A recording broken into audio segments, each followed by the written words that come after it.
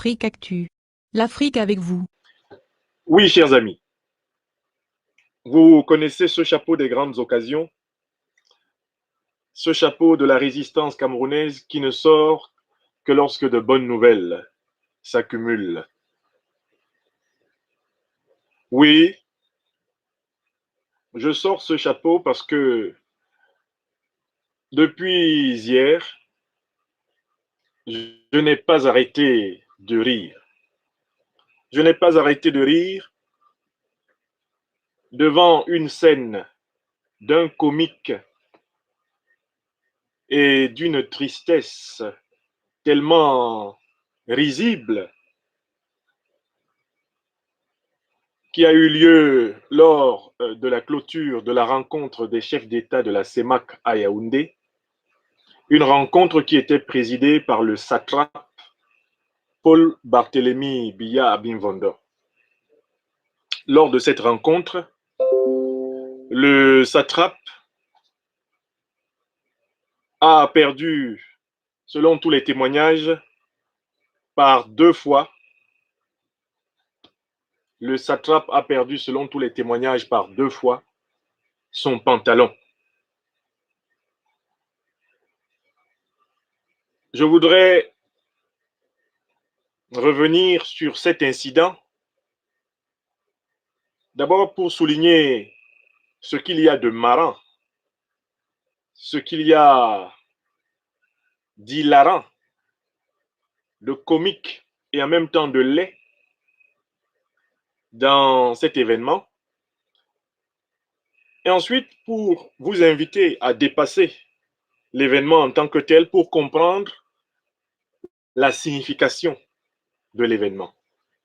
Parce que, comme vous le verrez assez rapidement, la chute d'une dictature est un processus qui se signale par plusieurs signes.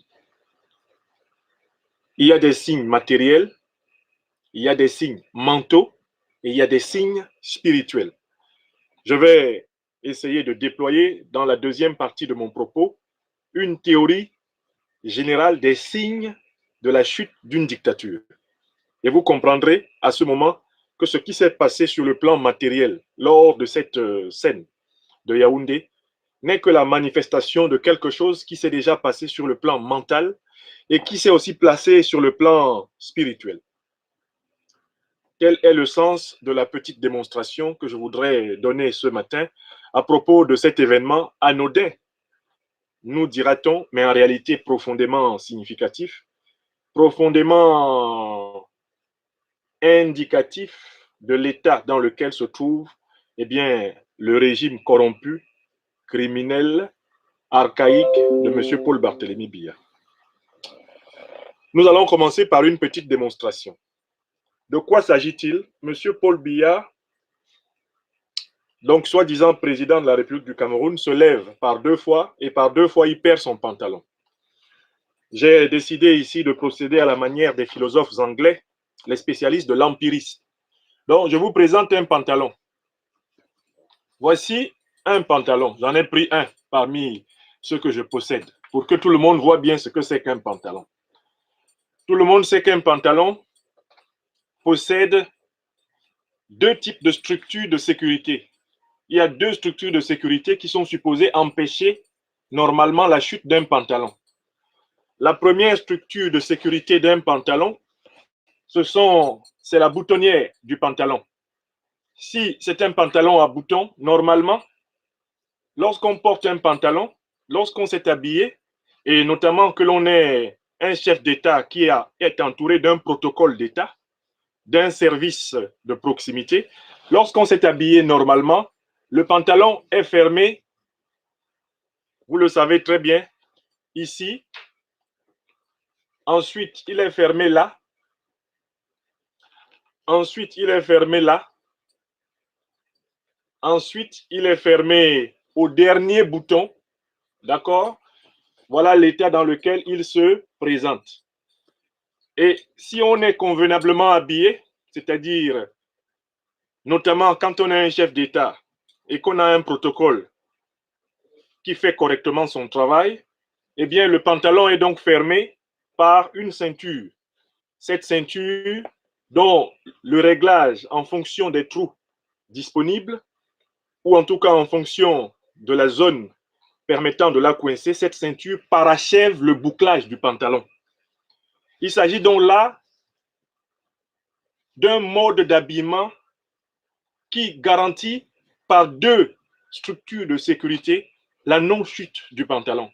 Normalement, quand on a boutonné le pantalon, il ne va pas se déboutonner, s'ouvrir et tomber. Ça, c'est un. Ensuite, quand on a mis sa ceinture sur le pantalon convenablement, eh bien, à supposer même que la boutonnière est cédée, la ceinture maintient le pantalon en hauteur.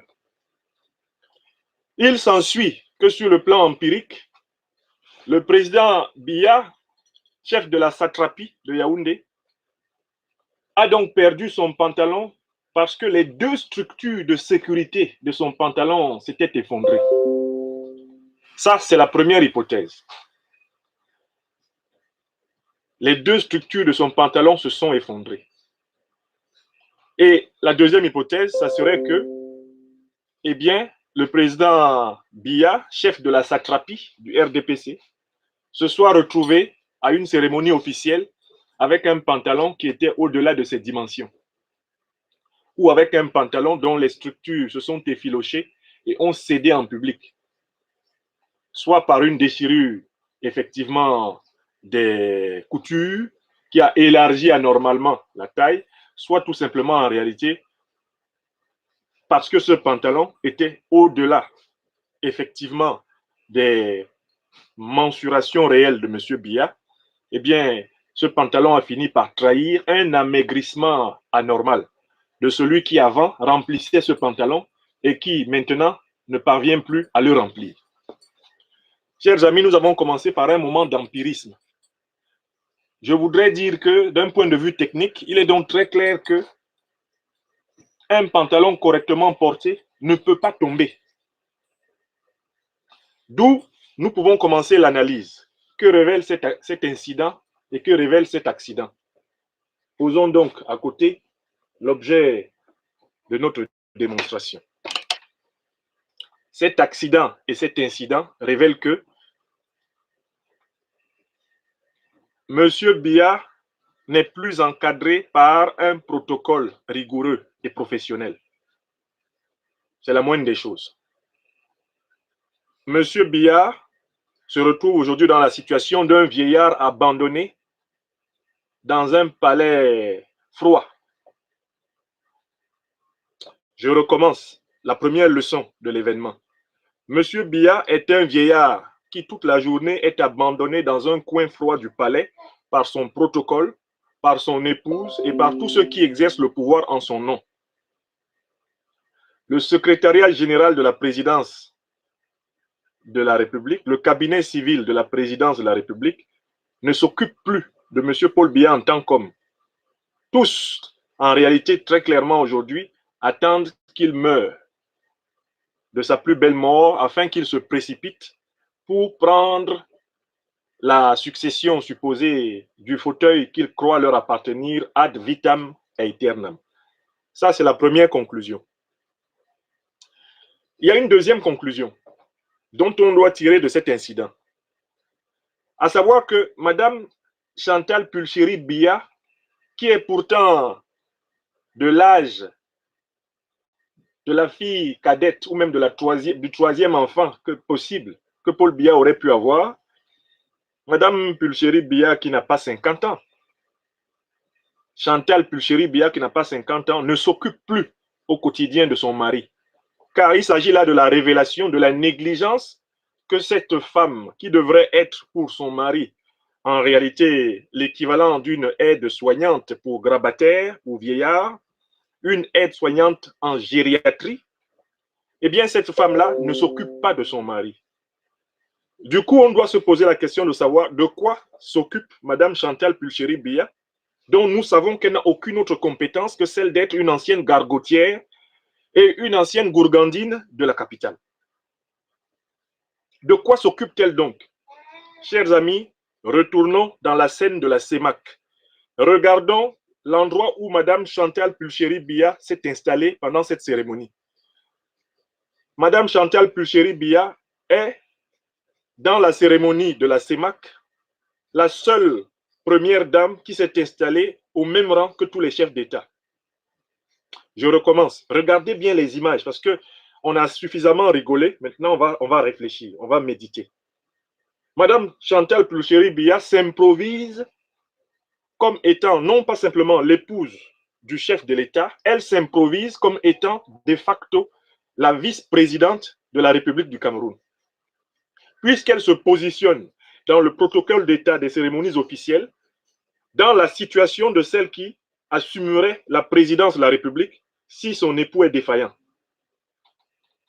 Regardez bien la cérémonie de la CEMAC et vous allez voir qu'elle s'est assise sur un fauteuil de style royal, un fauteuil de pouvoir, un fauteuil qui avait une qualité exceptionnelle par rapport à tous les autres, sur lesquels étaient d'ailleurs assis les autres chefs d'État.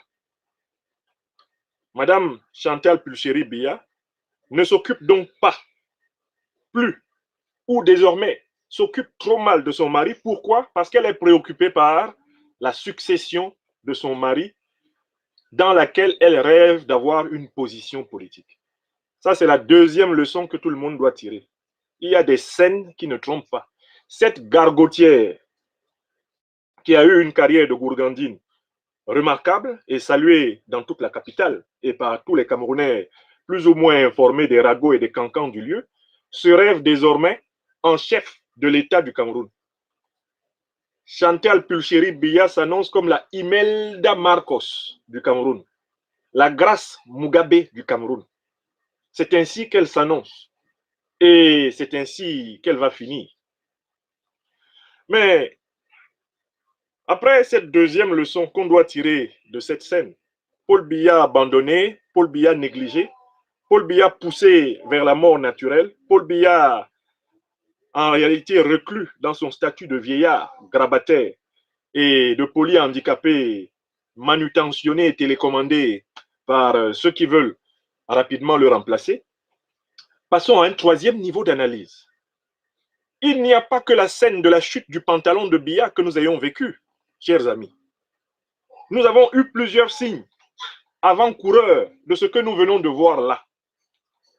Parce que, normalement, si Paul Biya jouissait encore de l'essentiel de ses facultés mentales et physiques, il aurait lui-même senti que son pantalon s'était dégrafé. Il aurait lui-même senti que son pantalon, sa ceinture de pantalon avait sauté. Et il aurait fait signe au service de protocole de prendre des dispositions pour que ceci soit arrangé avant de se lever. Cette scène révèle très bien que Paul Biya n'est plus en réalité pleinement conscient, au sens où un homme d'État exerçant des fonctions aussi importantes devrait être conscient.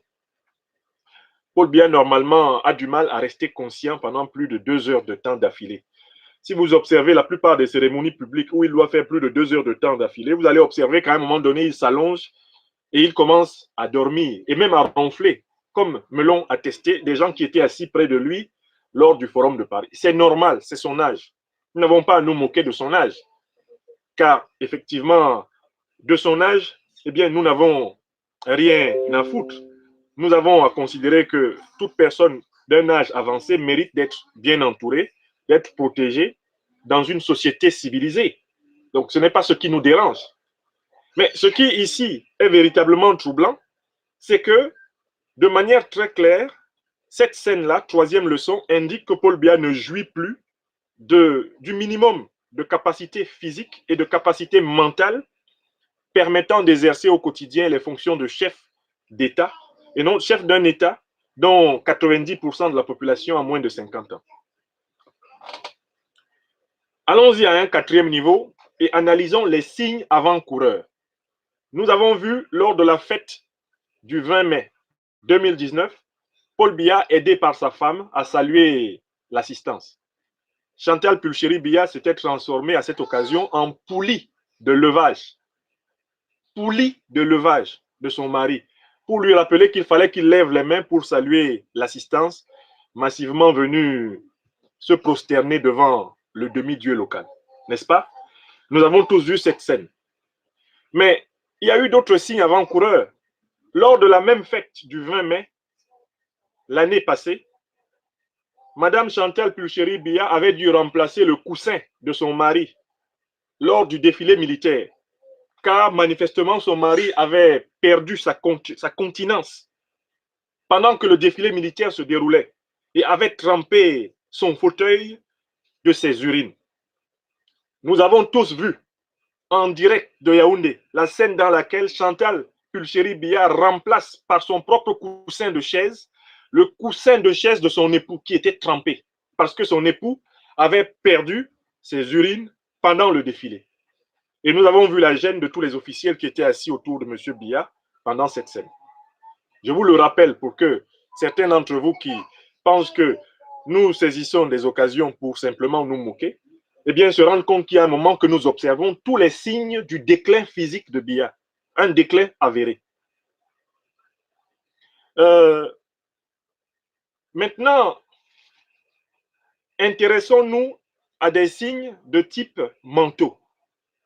Et là, tout récemment à Paris, j'ai commenté l'incongruité de la participation de Paul Biya à une émission qui était animée par le milliardaire Mo Ibrahim du Soudan, émission dans laquelle celui-ci posait des questions à des invités en anglais.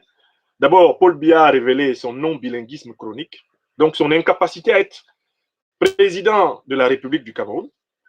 Moi, je ne peux pas comprendre que quelqu'un qui prétend être président de la République du Cameroun ne soit pas capable de s'exprimer dans les deux langues. Il me semble que dans le prochain code électoral, il faudra qu'on mentionne dans le code électoral du Cameroun que le président de la République du Cameroun, bien sûr, il est éligible pour 5 ans et il est rééligible une seule fois. Moi, je propose qu'on ajoute l'alinéa suivant. Il s'exprime couramment en français et en anglais. Je recommence. Il faut qu'on écrive ça. Le président de la République doit s'exprimer couramment dans les deux langues officielles du Cameroun. In the coming constitution of our federal republic, we shall mention very clearly that the president of the Federal Republic of Cameroon needs to master the two official languages of our country. Ça, on doit le marquer parce que on a bien vu à Paris le déficit mental et intellectuel de Paul Biya dans la gestion du Cameroun. Incapable de s'exprimer dans une langue officielle d'un pays dont il est haut fonctionnaire et homme d'État depuis pratiquement 40 ans, 60 ans de présence à l'intérieur de l'appareil d'État. Donc, on a bien vu que Paul Biya, il souffre de ce qu'on appelle le breakdown intellectuel et mental. Il n'a jamais eu le mental qu'il fallait pour diriger le Cameroun. He has never been able to direct our country because he has never worked on himself to be able to talk to every Cameroonian in the two official languages of Cameroon. So we shall now mention that you can't be president of the coming Federal Republic of Cameroon if you don't talk the two official languages. Bilingualism will be an example from the top to the bottom. Not from the bottom to the top, but from the top to the bottom. L'exemple doit venir d'en haut. Vous ne pouvez pas dire que vous êtes président d'une république bilingue sans vous exprimer de manière courante et correcte dans les deux langues officielles de l'administration. Non, non, non, non, non. Ceux qui ne sont pas bilingues, qu'ils candidatent à d'autres fonctions. Mais si vous voulez candidater à la fonction la plus unificatrice de la République, c'est-à-dire la présidente de la République, vous, le président, ou vous, le futur vice-président de la République, dans la formule que nous envisageons, vous devez être bilingue. Vous devez être bilingue. Et il y a des fonctions gouvernementales qui ne doivent pas être assumées par des membres de gouvernement qui ne sont pas bilingues. Il y aura des ministères régaliens dans lesquels le ministre qui est là en place ne peut pas ne pas être bilingue. S'il n'est pas bilingue, on ne le prend pas. Il y a des Camerounais bilingues qui peuvent assumer les fonctions les plus importantes et les plus représentatives du gouvernement. Donc le bilinguisme va commencer par en haut, avant de descendre en bas. On ne va pas se retrouver avec des individus comme Famen Dongo qui ne peuvent même pas dire en anglais 200. Ils ne peuvent même pas dire 250. Ils peuvent même... He is unable to count in English. And he is Minister of Higher Education of Cameroon. How is it possible? Famendongo, comment vous pouvez être ministre de l'enseignement supérieur d'un pays bilingue comme le Cameroun et ne pas être bilingue? Et tout cela après avoir séjourné dans l'administration camerounaise, dans la haute fonction enseignante du Cameroun depuis plus de 30 ans. This is a serious problem. Moi, l'anglais que je parle, et j'enseigne l'histoire de la philosophie anglaise là, en face, à la fac de Rouen, c'est l'anglais que j'ai appris au collège et au lycée au Cameroun. Je n'ai jamais eu besoin d'apprendre l'anglais ailleurs. Je n'ai jamais pris d'autres cours d'anglais que ceux qui me furent donnés par mes professeurs du collège et du lycée au Cameroun. Et c'est avec cet anglais que je voyage à travers le monde et que j'échange avec des personnes anglophones et que je lis des ouvrages de philosophie anglaise et que j'enseigne l'histoire de la philosophie anglo-saxonne là, à l'université de Rouen, juste en face, depuis 10 ans. Mon cours principal, mes étudiants sont là, ils peuvent témoigner, est un cours d'histoire de la philosophie anglo-saxonne. Nous travaillons sur des textes en anglais que nous traduisons en français et que nous commentons philosophiquement en anglais et en français. Mais cet anglais-là, je le dois à mes professeurs du collège au Cameroun, je le dois à mes professeurs de lycée au Cameroun. Ce sont eux qui me l'ont appris. Et c'est avec cet anglais-là que je voyage dans tout le monde anglo-saxon sans avoir besoin d'un traducteur. Paul Biya, depuis 40 ans pratiquement, est président de la République du Cameroun, il ne veut pas parler anglais. Donc, this is the sign of a mental breakdown. He is unable to lead such a country. And they are collectively unable to lead a bilingual country, a bilingual federal republic. They are not able. Donc, nous avons eu la preuve, avec cette scène de Paris, devant Mo Ibrahim, nous avons eu la preuve que Paul Biya n'est pas mentalement, intellectuellement structuré pour diriger le Cameroun. On lui pose des questions élémentaires qu'un bon élève de 3e en anglais comprend. Il ne comprend pas. Do you understand me? Do you hear me? Il se réfugie derrière sa surdité qui vient de son âge pour cacher en réalité son inaptitude à s'exprimer dans l'une des langues officielles de son pays. Mo Ibrahim était dépassé. Mo Ibrahim dit que le vieux si, qui m'a envoyé même le vieux si? Alors que Mo Ibrahim n'est pas un enfant, c'est un homme de pratiquement 70 ans et plus. Il a regardé son camarade vieillard comme ça, il a dit donc en fait, le Cameroun, c'est ce type-ci qui depuis 40 ans est sur la tête des Camerounais. Avec tous les brillants Camerounais que je connais à travers le monde, des médecins, il y en a un qui vient de participer à la séparation des sœurs siamoises camerounaises à l'hôpital de Lyon. Il y en a un qui brille comme cancérologue à l'autre bout des États-Unis, au Texas, au Nevada. Il y a des ingénieurs camerounais au Canada, en Allemagne, des médecins camerounais par milliers à travers le monde qui s'expriment dans les deux langues. Et puis on a une bande de tarés, monolingues, psychorigides, des monoglottes tordus, des individus inaptes en réalité finalement à la diversité psychique. Ce sont eux-là qui dirigent le Cameroun. Comment peut-on avoir autant d'individualités brillantes dans un pays et un collectif fou, comme je l'ai demandé l'autre jour sur Afrique Média? Qu'est-ce qui explique que le Cameroun soit un pays constitué d'individualités brillantes, mais d'une collectivité folle? Voilà l'une des raisons. Le Cameroun est un pays fou parce qu'il est dirigé par des gens inaptes à héberger sa diversité et sa richesse intellectuelle, mentale. Donc, Paul Biya, en réalité, il est déculotté sur le plan mental et intellectuel. Nous pensions que Paul Biya avait des capacités.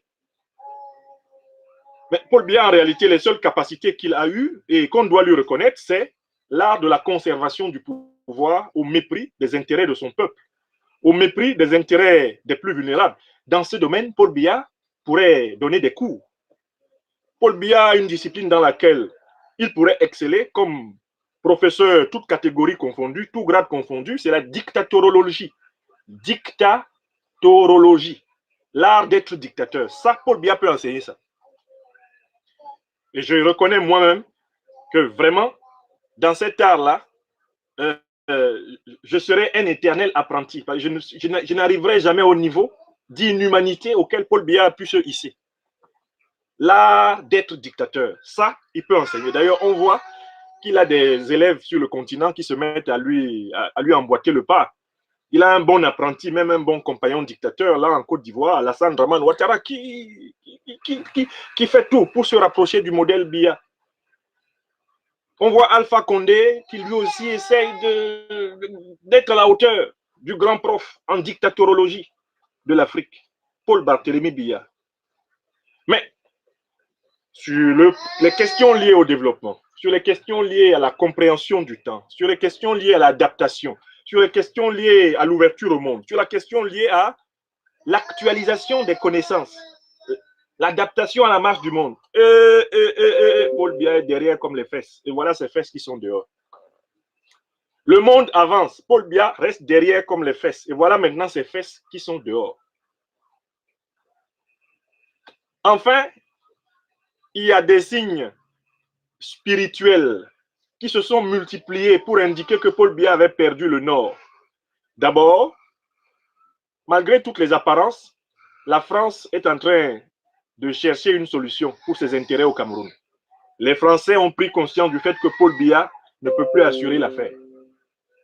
Et pendant que les Français sont en train de chercher une solution, en tentant d'inventer une nouvelle élite de collabos qui vont continuer de brader les matières premières du Cameroun, les Américains leur mettent, pour ainsi dire, la pression. Donald Trump a assommé par pratiquement 4 fois l'administration Biya et Paul Biya, et donc Paul Biya a perdu ce qui faisait sa certitude spirituelle. La certitude spirituelle de Biya venait du fait qu'il croyait en l'éternelle protection de la France. Il croyait que la puissance américaine, alignée sur la position française, le protégerait éternellement. Paul Biya est aujourd'hui un homme dépantalonné au niveau de ce qui constituait sa spiritualité, c'est-à-dire la vassalité coloniale. Paul Biya pensait que la France serait éternellement à son service parce que lui, il a livré le Cameroun aux intérêts français.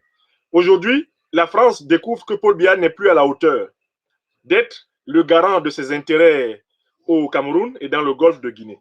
Et les Américains, pour leur part, sont en train de prendre toute leur distance puisqu'ils ont même annoncé qu'ils sont prêts à apporter leur soutien militaire aux sécessionnistes si Paul Biya continue de ne pas comprendre qu'il lui faut dégager. Donc, voilà la situation. Paul Biya chute donc sur le plan de ce qui constituait l'esprit de son régime. L'esprit de son régime, c'était l'obéissance et la soumission néocoloniale à la France et indirectement à la puissance américaine qui est la principale puissance de l'organisation du traité de l'Atlantique Nord, OTAN. Aujourd'hui, la puissance américaine, par petits bouts, lâche Biya. Et c'est des bouts énormes. Elle met la pression sur la puissance française, qui elle-même, par petits bouts, lâche Biya. L'une des preuves que Biya a été lâché, c'est que Emmanuel Macron et la République française ont volontiers laissé Paul Biya se faire assaillir par la majorité du peuple camerounais à l'hôtel Meurice l'autre jour à Paris. Vous avez également vu comment les Suisses ont lâché Biya. Quand les résistants camerounais ont pris d'assaut la ville de Genève et l'hôtel intercontinental, les Suisses ont ordonné à Biya de rentrer très rapidement dans son village. Donc, en fait, l'Occident, qui jusqu'ici constituait le parapluie spirituel de Biya, l'a lâché. Je viens de vous montrer que sur le plan mental, Biya n'a plus la capacité de faire face à la complexité de la situation camerounaise, à la complexité de la situation du monde et de l'évolution du monde. C'est un chef de l'État, c'est un chef d'État attardé, archaïque, décalé et coupé de la réalité. Je recommence. Paul Biya est un chef d'État attardé, décalé et coupé de la réalité. Si on peut utiliser la métaphore du coupé-décalé. Par rapport à ce temps, Biya est coupé et décalé. Et maintenant, vous venez de voir les nombreux signes de sa déchéance matérielle. À partir de là, nous pouvons donc revenir au point de départ de cette brève vidéoconférence. Le pantalon que vous avez vu tomber, le pantalon de Paul Biya que vous avez vu tomber, n'est pas un simple pantalon. Je recommence. Le pantalon de Paul Biya que vous avez vu tomber n'est pas un simple pantalon. Ce pantalon est le symbole de sa pantalonnade, c'est-à-dire le symbole de 40 ans bientôt à la tête du Cameroun pour rien.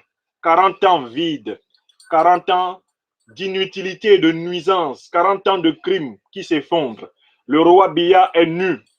Son cul est dehors. Comme dirait mon ami Serge Kassi dans l'une de ses chansons concernant un certain John Brie. Paul Biya est comme John Brie. Son cul est dehors. Son cul est dehors. Aujourd'hui, il y a drap. Paul Biya, c'est le John Brie des dictateurs africains survivants, un fossile qui se prépare à rejoindre la nuit des temps. Merci à toi, Serge Kassi.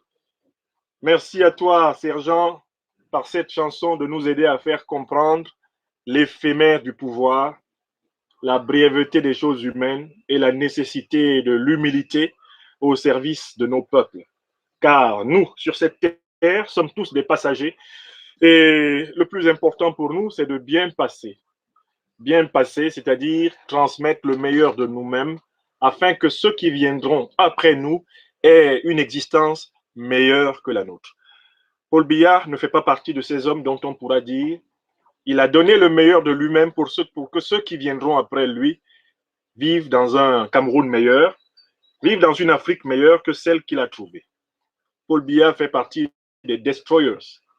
Et depuis hier, sur ma page Facebook, j'avais commencé par des petits posts, des petits messages pleins d'ironie, pleins de sarcasme, des messages satiriques que, bien sûr, j'ai observé que les partisans, les derniers partisans, clairsemés et parsemés de M. Paul Barthélemy Biya ont mal pris.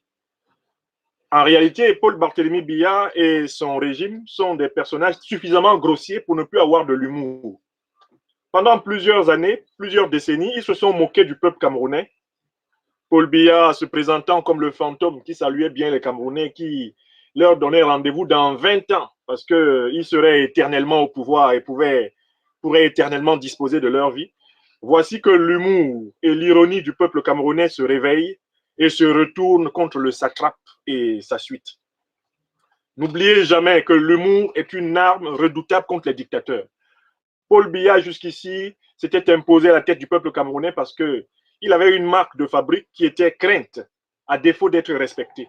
Eh bien, nous travaillons à déconstruire, nous travaillons à déchiqueter, à pulvériser, à étaler la marque supposée de Paul Biya pour montrer qu'en réalité, là où il pensait être 999, nous allons lui montrer qu'il est 666. Nous allons inverser sa marque pour révéler ce qu'il est réellement, c'est-à-dire un prince des ténèbres qui s'est malheureusement emparé du peuple camerounais en profitant de l'état de traumatisme dans lequel ce peuple était à l'issue de sa guerre d'indépendance. Un individu habité par l'orgueil luciférien de la raison qui maintenant, comme son pantalon, eh bien, est en train de tomber par pans entiers, par zones entières, n'est-ce pas? Ce pantalon tombé sur le plan matériel, je le rappelle, est le symbole de la chute mentale, de la chute spirituelle et de la chute totale du régime de Paul Biya qui est en train de se dérouler sous nos yeux. La seule question qui importe au peuple camerounais, c'est d'être prêt à être libre. Et pour cela, de porter lui-même le coup fatal et final à ce régime.